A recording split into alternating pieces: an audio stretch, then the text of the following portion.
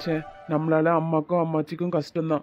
இவன் கல்யாணம்னு தெரிஞ்சிருந்தா கண்டிப்பா நான் வேலைக்கே வந்திருக்க மாட்டேன். இந்த நேரத்துல வெளியே போனா கண்டிப்பா இன்னொரு வேலை கிடைக்காது. நாளைக்கு காலையில வர வேலைக்கு போகணும். அதனால இங்கேயே படுத்து கொஞ்ச நேரம் தூங்கி எந்திரிச்சு போவோம்.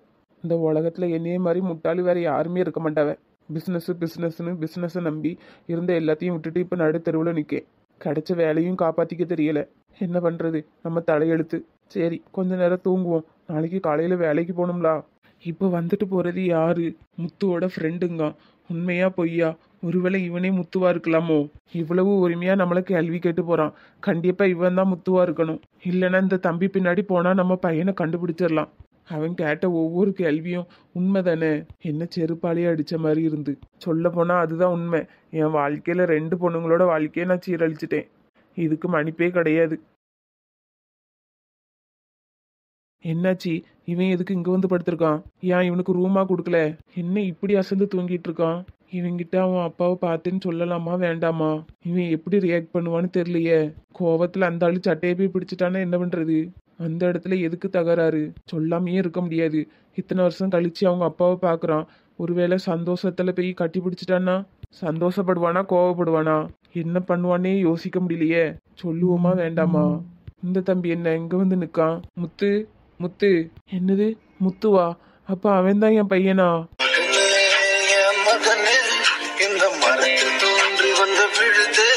முத்து, முத்து, நீயா?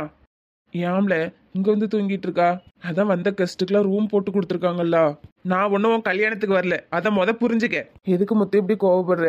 கோவப்படாம அப்புறம் உன்னைய வச்சு கொஞ்சுவாங்களா? உன் காலில் வேணாலும் விழுறல. என் மேல எந்த தப்பும் இல்லை. நீ முதல்ல என்ன நடந்ததுன்னு முழுசா தெரிஞ்சுக்க. இதுக்கு மேல என்ன நடக்கணும்? கோவப்படாத முத்து. உன் காலில் வேணாலும் விழுறல. என் மேல எந்த தப்பும் இல்லை. நம்ம நட்பு ஒன்றும் சாதாரண நட்பு கிடையாது. 12 வருஷம் நட்பு. என் நட்பு உண்மையா இருந்தனா நீ என்னைய தூக்கி விடு, அவ்வளவுதான். இல்லை, நான் பண்ணது தப்பு தான். உன்னைய மன்னிக்க முடியாதுன்னு நீ நினைச்சனா என்னைய நீ தூக்கி விட வேண்டாம். 12 வருஷமா என் கேரக்டர் என்னன்னு உனக்கு தெரியும். நீயே நல்லா யோசிச்சு பாரு. இதுக்கு முன்னாடி எந்த பொண்ணுங்கள்ட்டையாவது நான் பேசியிருப்பேனா? இல்லைன்னா எந்த பொண்ணுக்கிட்டையாவது நம்பர் வாங்கி ஏமாத்திருப்பேனா? அதை விடு. எனக்கு இதுக்கு முன்னாடி ஏதாவது காதல் இருந்திருக்கா நீ சொல்லு. என்னை பத்தி தான் எல்லாமே உனக்கு தெரியுமே. தயவு செஞ்சு நான் சொல்றத முழுசா கேளு முத்து. எந்திரி. என்ன சொன்ன முத்து? எனக்கு கேட்கல. எந்திரி சிவா. இப்படி கல்யாண மாப்பிள்ள என் காலில் வந்து விழுந்தா பாக்குறவங்க என்ன நினைப்பாங்க? அவங்க என்னமோ நினைச்சிட்டு போட்டு. நம்ம நட்பை பத்தி அவங்களுக்கு என்னடா தெரியும்? ஏன்டா முத்து, நான் சொல்ல வர்றதையே நீ காது கொடுத்து கேட்க மாட்டேங்கிற. அப்புறம் என் மேல தப்பு இல்லைன்னு நான் எப்படி நிரூபிக்க முடியும்? உன் கோபம் நியாயமானதுதான். ஆனா நீ என் சைடு இருக்க நிலைமையை கொஞ்சம் புரிஞ்சுக்கிடணும் தானே. உன் மேல பிராமிஸா சொல்றேன், நான் பூரணியை ஏமாத்தணும்னு ஏமாத்தலடா. எங்க 2 பேரும் காதல் கதையும் தெரிஞ்சு எங்க அப்பா தான் வேற ஒரு இடத்துல பொண்ணு பார்த்துட்டாரு.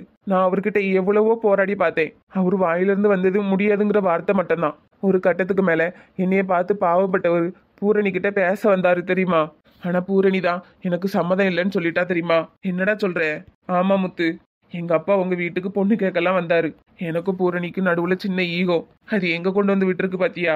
எனக்கு ஒரு தனி வாழ்க்கையும் அவளுக்கு ஒரு தனி வாழ்க்கையும் அமைச்சு கொடுத்துட்டு என் மனசார சொல்றேன் முத்து. ஆனா நான் ஏமாத்தணும்னு ஏமாத்தல. அது மட்டும் இல்ல, பூரணியை கைவிடணும்னு நான் நினைக்கல. இது முழுக்க முழுக்க பூரணி எடுத்த முடிவுதான். அப்புறம் ஏன்டா அவ விஷத்தை குடிச்சா? எப்படினாலும் நான் திரும்ப வருவேன்னு எதிர்பார்த்திருப்பா. எங்க அப்பா பூரணி வேண்டான்னு அவர் பார்த்த பொண்ணுக்கே நிச்சயதார்த்தம் பண்ணிட்டாரு. அதை கேள்விப்பட்டு தாண்டா அவ அப்படி பண்ணிக்கிட்டா. நீயே சொல்லு. எங்க அப்பாவுக்கும் பூரணிக்கும் நடுவுல இருந்து நான் தானே மாட்டிக்கிட்டேன். நான் என்னடா தப்பு பண்ணேன்? பூரணி பக்கம் பேசுவேனா எங்க அப்பா பக்கம் பேசுவேனா? அப்படி இருந்தாலும் எங்க அப்பா ஸ்டேட்டஸ் எல்லாம் பார்க்காம இறங்கி போய் பூரணி கிட்ட சம்மதம் கேட்கறதுக்கு தான் போனாரு. ஆனா அவ ஈகோனால அவ வாழ்க்கையை அழிச்சுக்கிட்டா. நான் என்ன பண்ணட்டும் சொல்லு? இதுக்கிடையே நடுவுல கெட்ட பேரு எனக்கு மட்டும்தான். நான் தான் அவளை ஏமாத்திட்டேங்கிற ஒரு கெட்ட பேரு. சொல்ல போனா அவ தாண்டா என்னைய ஏமாத்திட்டா. இதெல்லாம் தெரியாம நீங்க சிவா கெட்ட பையன் அப்படி இப்படின்ட்டு என்னைய பார்த்து என்னெல்லாம் பேசுனீங்க. அப்படி இருந்தா நான் பொறுத்து தானடா போயிட்டு இருக்கேன். காரணம் நம்ம நட்பு. இவ்வளவு நாள் நீ பேசாம இருந்தது என் மனசு எப்படி இருந்தது தெரியுமா? வெளியே பார்க்க நான் சந்தோஷமா இருந்தாலும் உள்ள எவ்வளவு கஷ்டம் அனுபவிச்சுட்டு இருக்கேன் தெரியுமா? நான் கொஞ்சம் சந்தோஷமா இருக்கேனா அது எனக்கு பார்த்துருக்க பொண்ணுக்காக தான். பாவம், அது என்னடா பாவம் பண்ணிச்சு? நான் கஷ்டப்படுறத பார்த்து அதுவும் கஷ்டப்படும். அவளுக்காக தான் நான் சந்தோஷமா இருக்கிற மாதிரி இருக்கிறேன். இதெல்லாம் புரிஞ்சுக்காம பூரணியை விட்டு கொஞ்ச நாள் தான் ஆகுது, அதுக்குள்ள சந்தோஷமா இருக்கிறான் அப்படி இப்படின்னு எல்லாரும் பேசுறீங்க. என் இடத்துல இருந்து யோசிச்சு பாருங்கடா, அப்ப தெரியும் என் நிலைமை என்னன்னு. ஆனா இத்தனை வருஷம் என் கூட பழகியும் என் கேரக்டரை பத்தி உனக்கு தெரியும். தெரிஞ்சும் நீ இப்படி பண்ற பத்தியா? அதுதான் மச்சான் கஷ்டமா இருக்கு. சரி அழுகாதடா, சத்தியமா சொல்றேன். பூரணியை நான் ஏமாத்தலடா. சரி மச்சான், நான் நம்புறேன். இனிமே நீ அதை நினைச்சு வருத்தப்பட வேண்டிய அவசியமே இல்லை. அவளுக்கும் ஒரு அன்பான வாழ்க்கை அமைஞ்சிட்டு உனக்கும் ஒரு நல்ல வாழ்க்கை அமைஞ்சிருக்கு. இனி 2 பேரும் அவரவர் வாழ்க்கையை பாருங்க. சரி மச்சான், இப்ப நடைய மனசுக்கு நல்லா இருக்கு. இனிமே இப்படி பூரணியை ஏமாத்திட்டுங்கிற ஒரு கில்ட் எனக்கு இருக்காது பத்தியா. இனிமே தாண்டா நான் உண்மையான வாழ்க்கையை தொடங்க போறேன். சரி மச்சான். அவங்கள்ட்ட அவன் சொல்லிட்டான், என் கில்ட்ட நான் எப்படி சொல்றது? சாரிடா, நானும் உன்னையும் புரிஞ்சுக்காம போயிட்டேன். பரவாயில்ல மச்சான், விடு. ஆமா, நீ என்ன இங்க உட்காந்து தூங்கிட்டு இருக்க? சொல்ல போனா நான் உன் கல்யாணத்துக்கு வரலடா, வேலை பார்க்க தான் வந்தேன். என்ன மச்சான் சொல்ற? ஆமாண்டா, இருந்த வேலையும் போச்சு, கடனும் அதிகமாகி போச்சு, என்ன பண்றதுன்னு தெரியல. அதான் கிடைச்ச வேலையெல்லாம் பார்த்துட்டு இருக்கேன். என்னது, என் பையனுக்கு வேலை இல்லையா? கடன் வேறையா? கடவுளே, நான் மட்டும் அவங்க கூட இருந்திருந்தேனா என் பையனுக்கு இப்படி ஒரு நிலைமை வந்திருக்காது. ஏன்டா, நம்ம கம்பெனில தான் எவ்வளவு வேகன்சி இருக்கு. வேண்டாம் மச்சான், உங்க அப்பாவே என்னெல்லாமோ பேசிட்டேன். எப்படிடா அவரு கூட வந்து வேலை பார்க்கறது? ஏண்டா, இப்ப பார்த்தாலும் உங்க அப்பா எனக்கும் அப்பா மாதிரி தானே சொல்லுவேன். இப்ப என்ன புதுசா? அதுக்கு இல்ல மச்சான், திரும்பவும் இந்த மூஞ்ச வச்சுட்டு எப்படி அங்க வந்து வேலை பார்க்கறது? அதான். சரிடா, நான் உனக்கு வேற ஒரு வேலைக்கு ஏற்பாடு பண்றேன். வேண்டாம் மச்சான், உனக்கு எதுக்கு கஷ்டம்? எதுக்கு முத்து இப்படி எல்லாம் நினைக்கிற? நீயும் நானும் வேற இல்ல, அத புரிஞ்சுக்க. ஆமா, தங்கச்சி எங்க? தங்கச்சி மாவு கூட்டிட்டு வரலையா? இல்லடா, அதெல்லாம் பெரிய பிரச்சனை, உனக்கு தெரியாது. என்னாச்சு முத்து? அவ என்னை விட்டு பிரிஞ்சு போய் 15 நாள் ஆகுதுடா. என்னடா சொல்ற? என்னது, என் பையனுக்கு கல்யாணம் ஆயிட்டா? ஆமாண்டா, எல்லாம் இந்த கடன் பிரச்சனை தான். நான் எப்ப திரும்பி வரணும் அப்போ உங்க கூட வாரேன்னு சொல்லிட்டு போயிட்டா. இப்ப வரைக்கும் அவ எங்க இருக்கா, என்ன பண்றா, எந்த ஒரு விவரமும் எனக்கு தெரியல. என்னடா இவ்வளவு அசால்ட்டா சொல்ற? அவளுக்குன்னு யாருமே கிடையாது, நீ மட்டும்தான். இப்படிப்பட்ட ஒரு நிலையில அவ எங்கடா போயிருப்பா? தெரியல மச்சான். அசால்ட்டா தெரியலன்னு சொல்ற? தேடிட்டே தான்டா இருக்கேன். அவ இருந்த ஹாஸ்டலு, படிச்ச ஸ்கூலு, காலேஜ் எல்லா இடத்துலயும் விசாரிச்சு பார்த்துட்டேன்டா. எல்லாருமே அவ இங்க வரலன்னு தான் சொல்றாங்க. அவ ஃப்ரெண்ட்ஸ் வீட்டுக்குலாம் இனிமே தாண்டா போய் விசாரிக்கணும். சரி மச்சான், விட்டுறாதடா, பாவண்டா அந்த பிள்ளை. ஆமாண்டா, என்னைய கல்யாணம் பண்ணிட்டு அவ ரொம்ப கஷ்டப்படுறா. ஆமா, இப்ப திடீர்னு உங்க அப்பாவை பார்த்தா நீ என்ன பண்ணுவ? இந்த தம்பி நம்மளை பத்தி சொல்லிருவானோ? சொன்னா நம்ம பையன் என்ன நினைப்பான்? அப்பாவா? ஆமாண்டா, திடீர்னு உங்க அப்பா உன் முன்னாடி வந்து நின்று நான் தான் உன் அப்பான்னு சொன்னா என்ன பண்ணுவேன்? கண்டிப்பா என்ன அவன் வாயில அப்பான்னு கூப்பிட மாட்டான். அது தெரிஞ்ச விஷயம் தானே. என்ன திடீர்னு இப்படி கேட்க? சொல்லு மச்சான்.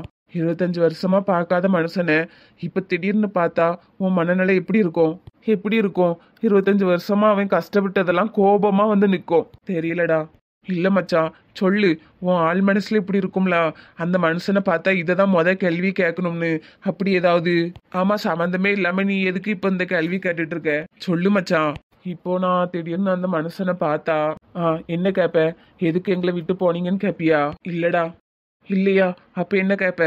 எங்க அம்மா என்ன தப்பு பண்ணாங்க, அவங்க என்ன பாவம் பண்ணாங்க, அவங்களுக்கு இவ்வளவு பெரிய தண்டனையை கொடுத்துட்டு போயிட்டீங்கன்னு கேட்பேன். கடவுளே, அவன் கேட்கறது நியாயமான கேள்வி தானே.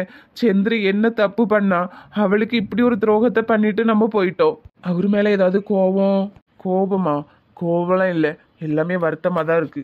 ஒவ்வொரு தடவையும் பேரண்ட்ஸ் டீச்சர் மீட்டிங்க்கு அம்மா மட்டும் வரும்போது நமக்கு அப்பா இல்லையேன்னு எவ்வளோ வருத்தப்பட்டிருக்கேன் தெரியுமா?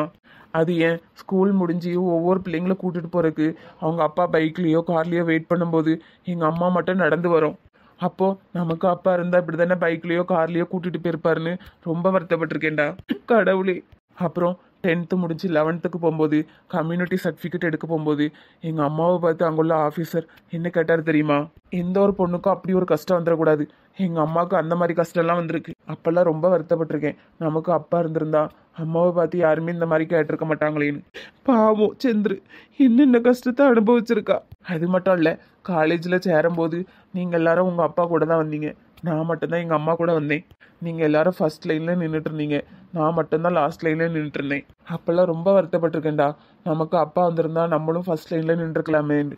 எல்லா இடத்துலையுமே ரொம்ப கஷ்டப்பட்டு தாண்டா வந்திருக்கேன். அவர் மேலே கோவம்லாம் ஒன்றும் இல்லை, எல்லாமே வருத்தமாக தான் இருக்கு.